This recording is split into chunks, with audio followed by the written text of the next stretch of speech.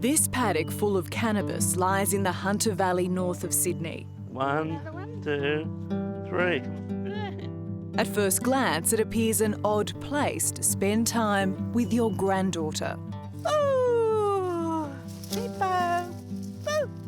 But what brought Barry Lambert, one of Australia's most successful businessmen, and his wife Joy here, is sheer desperation.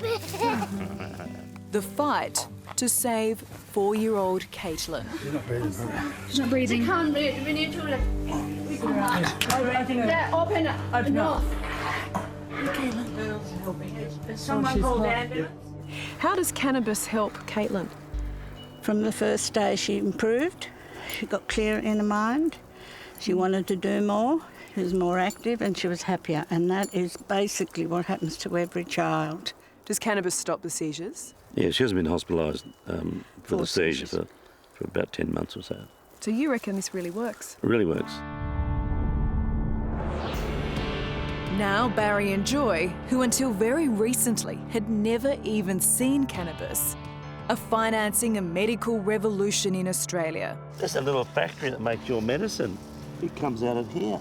They've invested in this commercial cannabis farm Hey, Caitlin. and donated $34 million to unlock the scientific secrets of the plant. And it's not just helping Caitlin, is it? This is potentially helping thousands. Oh, yeah, absolutely. Not just for Caitlin. This is for a whole range of various conditions. Where's she gone? And that's what the research is about, is to prove that medically so that doctors will be convinced. Where's she gone? Do you feel like trailblazers? No, we're just doing what's right, yeah. What do you think of your father's generosity? Well, that's Big Baz. It's Barry. He doesn't drive fancy cars. He just, he does the right thing. It's philanthropy born from pain. Caitlin's pain. From the age of 6 months, this beautiful baby started having uncontrollable seizures. Her father, Michael, was powerless to stop them. You know when it's happening, you can hear it from the other side of the room. You hear her going, "Ugh," and like that. And it's pretty hard to take. Harder for her because all that electricity racing through your brain actually does damage. And how long has her longest seizure been? 2.5 hours. And the longest one started in the emergency department, and a room full of doctors couldn't stop it. I went in and she was still seizing, but one of the nurses was crying. So that really told me something, because when children have long seizures, there's a lot of damage. Caitlin was eventually diagnosed with a rare and catastrophic form of epilepsy called Dravet syndrome. Yes? Each seizure causes brain damage and can be fatal. Yeah. Under conventional treatment, these kids don't have a long life expectancy because they often die during a seizure sometime. 1 in 6 dies. What do you say to Mummy? What do you say? Thank you. Thank you. Fearing time was running out for Caitlin, they did their own online research and discovered cannabis was a potential treatment for epilepsy. Squeeze it out, and I usually just put it on a chip. So Michael started importing this cannabis paste from Denmark, and the impact was startling. A little bit of medicine. Come A on, Bubba. radical reduction in the number of seizures. When we gave it to her, I just said to my wife, "Holy smokes, it works." You could just see, instead of all this noise in her head, it was just clear. And instead of jerking and dribbling and this, she just walked out like there was nothing wrong with her. What game are you playing there, Poppy? I don't know. I've never done it before. I'm blowing a tongue. Is the stuff you're giving Caitlin making her high? No. It clears her mind. It's making her less drowsy, less confused. But it's cannabis, it's marijuana, and marijuana makes you high. It doesn't. Raw cannabis is not psychoactive. It doesn't make you high. Row, row, row your boat gently down the stream. But there was one major problem. Giving this cannabis medicine to Caitlin was illegal. The Lamberts were forced to become lawbreakers in their bid to save her. We couldn't wait. Every day we waited, there were seizures and she'd have to be in hospital and then she'd come out. And is that any way for a family to live? Just people live it every day. So how desperate were you? Desperate enough to stick my neck out. I thought at 67, which I was then, they can't do anything to me. What can they do to me? They could put me in jail, but that doesn't change me. I don't think people would understand how much of a difference it's made to her. To truly understand the Lamberts' resolve, you have to appreciate where they have come from. Barry grew up on a dairy farm in Taree on the mid-north coast of New South Wales. Mother died when I was 10 and we lived with the old man. One of how many kids? One of 5 boys. I was the second youngest, so you had to be fairly tough with them. Played a lot of sport and cricket and all that sort of stuff, as you would. While still at school, he met a feisty redhead, Joy Cole. So what did you think when you first met Barry? Just a stunner. Oh, sorry, you go ask that question.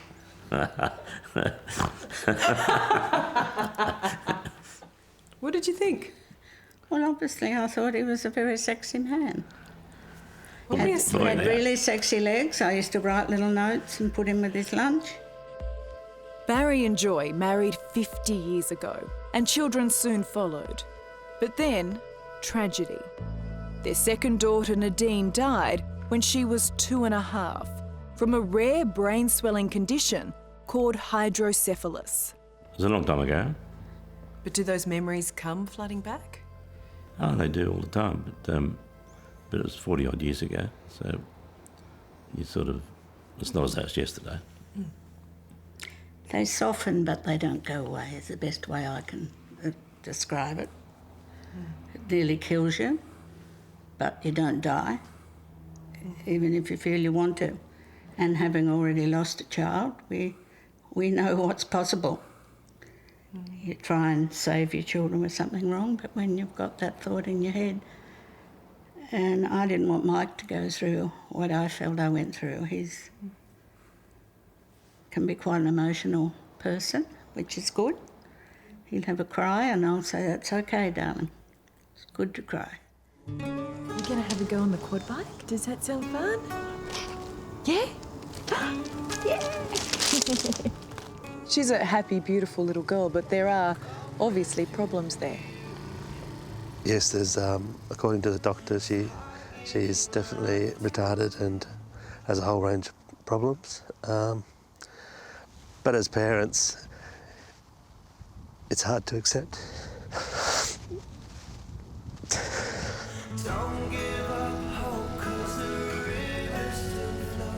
We can see the damage, but we also know that she's got a growing brain, she's got a hope, she's got a future, and if we can stop the seizures, we can give her that future, a future to grow a brain, and she'll never be the smartest kid in the class, but if she can walk and talk, she'll be doing well. Something positive had to come out of all this pain. And when Barry sold his business network, Count Financial, to the Commonwealth Bank, he became a very wealthy man. But then the Lamberts did something truly remarkable, donating $34 million to cannabis research here at Sydney University. It's one of the largest donations to medical science in Australia's history. You didn't think twice about donating $34 million to medical cannabis research? It was only 33.7, by the way. So. 33.7. Ah, there you go. So just to be accurate, yeah. It's a bit embarrassing, really, It's, the recognition it's got, I think. really?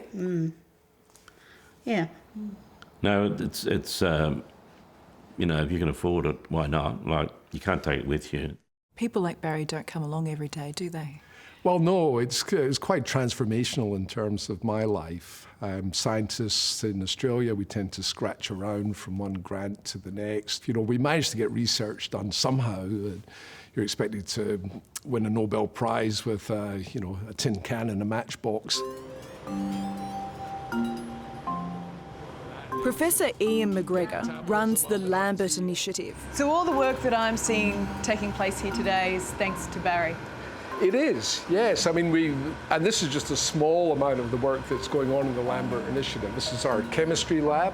With this money, some of the best young scientists are now studying the various molecules of cannabis called cannabinoids, which could literally save young lives like Caitlin's and many others as well. Somewhere in there, you may have a very potent anti-cancer drug. You may have something that's marvelous for dementia or schizophrenia or anxiety or Parkinson's disease. We firmly believe that there's a great treasure trove of future therapeutics amongst the cannabinoids. In this right here? Right here, yeah. You ready? Good cow. But while the scientists embark on this groundbreaking cannabis research, Michael Lambert can't wait.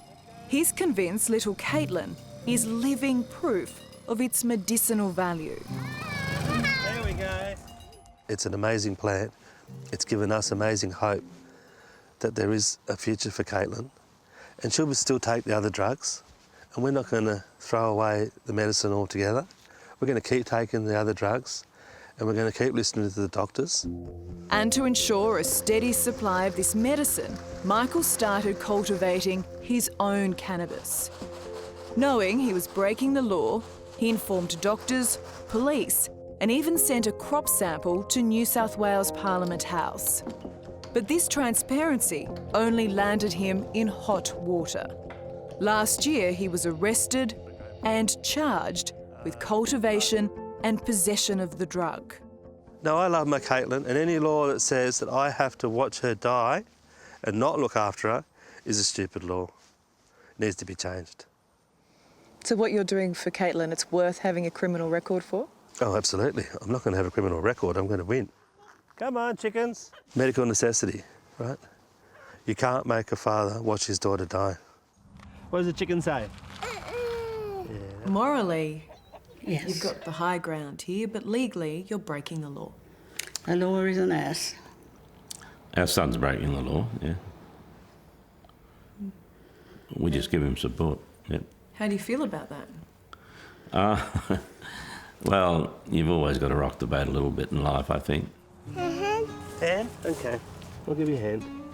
These charges are still before the courts, but the Lambert family is confident of a legal victory and a medical one as well. So beautiful out here, isn't it?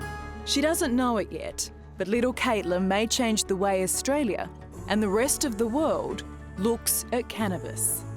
What do you think Barry's legacy will be?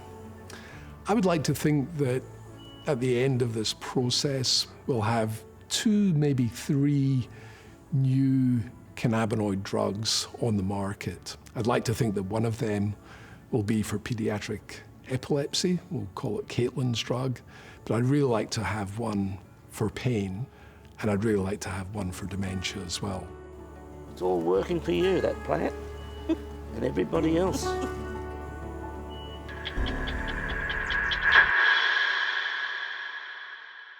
Hello, I'm Allison Langdon. Thanks for watching. To keep up with the latest from 60 Minutes Australia, make sure you subscribe to our channel. You can also download the 9Now app for full episodes and other exclusive 60 Minutes content.